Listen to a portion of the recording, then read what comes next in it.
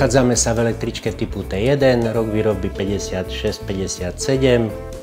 Je to vlastne najstaršia električka pojazdná, ktorá je schopná alebo technicky možné prevážať aj cestujúcich, čiže jazdiť po trati vonku.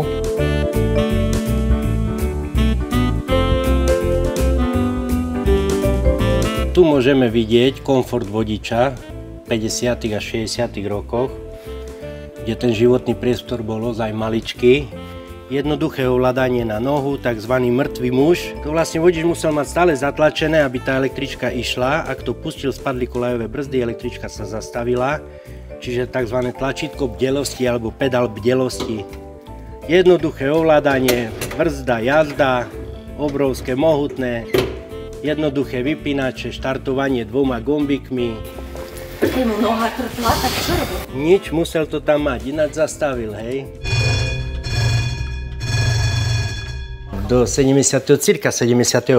roku boli pokladne, kde vlastne ľudia si nakupovali lístky v pokladni a ten sprievodca im vlastne ten lístok aj označil. Nehovorím už predtým, čo bolo, kde chodil samotný sprievodca z taškov a predával lístky pomedzi ľudí. Čiže električka, keď bola napraskaná, tak prejsť pomedzi ľudí bolo neskutočné. Potom v 75. už sa zavedli tie štikatka, takže cestujúci si vlastne robili takú samoobsluhu, sami sa vledeli, obslúžil, zakúpil si lístok, štikol si ho a viezol sa.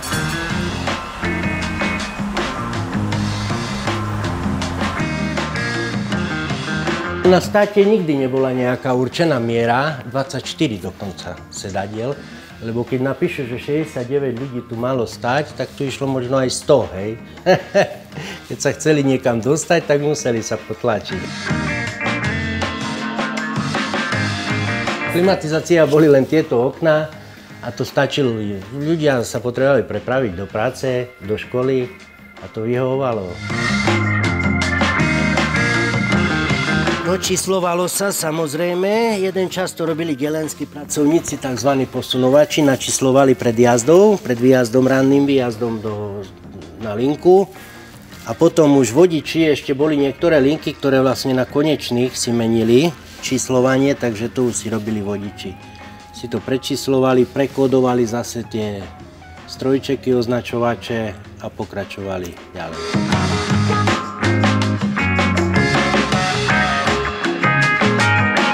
Vodič centrálne otváral dvere.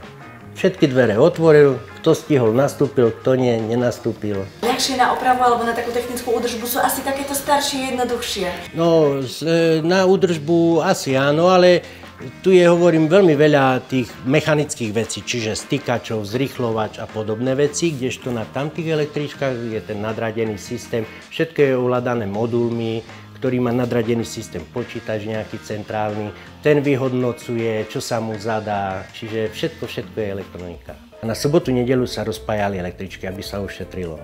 Hej, nebolo toľko ľudí, čiže aby sme nepálili veľa prúdu, tak sa električky rozspojili a chodili len vlastne polovicu výkonu sme spracovali. Takže to bolo zaujímavé. V piatok to rozpojiť, nedeľu spojiť, zoradiť zase a zase to vypraviť. Už dneska nespriahame, nerozpriahame, lebo máme tie veľkokapacitné a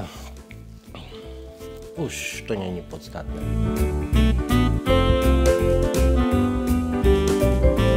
Teraz sa nachádzame v najmodernejšej električke nášho vozového parku, takzvané Vario LF2+. Má to zníženú podlahu na také kvalitnejšie nastupovanie. Je to už moderná električka, ktorá má elektronickú výzbroj, počítačom riadená, dá sa povedať, z časti. V tejto električky je tam tá babička, lebo má 60-ročný rozdiel medzi nimi. Máme ich tu už 9 rokov, 10. rok vlastne prvá električka 801, ktorá prišla v decembri 2014. Vidíme, že tu už je moderný dizajn. Komfort, rádio, nejaká chladnička príručná, hej. Ale s rozdielom, že tu už je ovládanie na ruku. Hej, tento pedálik slúži čisto len na takzvané pieskovanie, kedy električka sa dostáva do šmiku.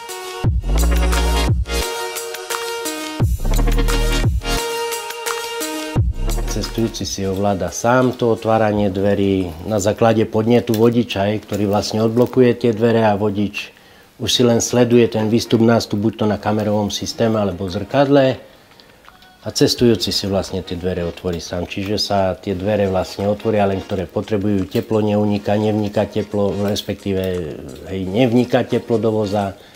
Takže len, aj si myslím, že tá technika nie je tak upotrebovaná, keď len patričné dvere sa otvoria, že nie všetky. Vám na opravu čo je ľahšie? Takú električku opraviť či túto modernú? Jednoduchšie je tamto, má oveľa menej obvodov ako toto. Tamto alebo išlo, alebo nie, zvonilo, alebo nezvonilo. Tu na už dajme tomu nejdu dvere, nejde osvetlenie, všetko je ovládané relé a hovorím nadradeným systémom, čiže to treba vedieť vyselektovať a na nič nie je čas. Ovláda sa rukou, jednoducho, a tu máme práve ten mŕtvý muž, ktorý musí byť stále zatlačený. Ak to povolí vodič, električka zastaví. Čiže platí, že nie všetko staré je zlé. Tak. Ja si myslím, že títo ľudia, ktorí jazdili na tamtých električkách, už by radšej sedeli len niekde v strede voza, kde to je najbezpečnejšie a nevenovali sa asi týmto všelijakým svetielkam, tlačítkam a počítačom.